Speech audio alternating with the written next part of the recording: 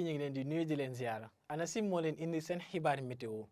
ci guddi gi jàpp ëllëg ci fajar dinañu nemmeeku ab péex daanaka dina xaw a wàññeeku sax nag ci yenn gox yi ndax lu dul boori bët Saalum wax bët gànnaar du ñu yëg péex goo xam ni tax na ñuy wax sedd waaye tamit nag jàpp leen ni ëllëg ci digg bëccëg incha allah tàngoor gi dina xaw a tar ci yenn goxu réew mi daanaka ci réew mi yëpp sax nag waaye dinañu dellusiwaat ci xibaar googee dañuy wëyax animation satellite bi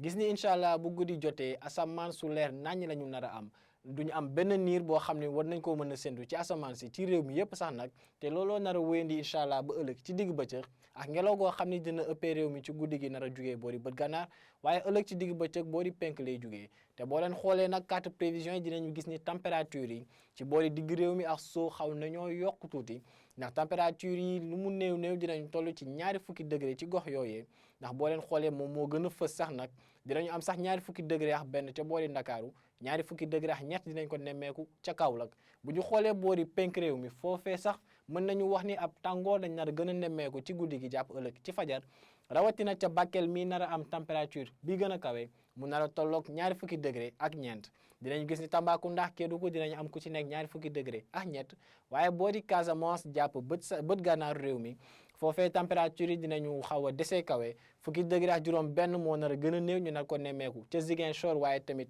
ca Podor dinañu am fukki degré ak juróom ñaar ca Sédhiou fukki degré ak juróom ñett incha allah ca Kolda ak asamaan soo xam ne dina leer nañ buñ demee nag ba ëllëg incha allah ci digg bëccëg ci boori bët saalumu réew mi foofee lañ nar a nemmeeku température yi gën a kawe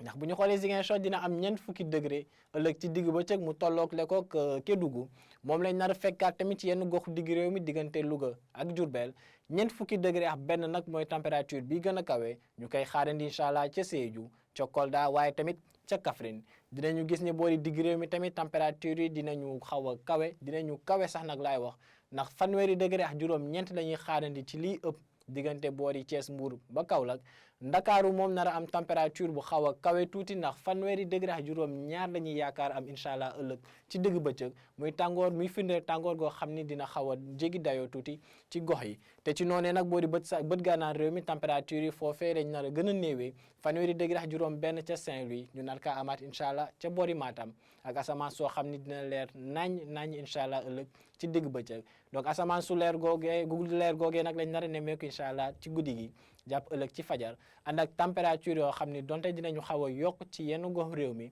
boori bët Saalum ak boori bët gànnaar moom nañ jàpp ni péex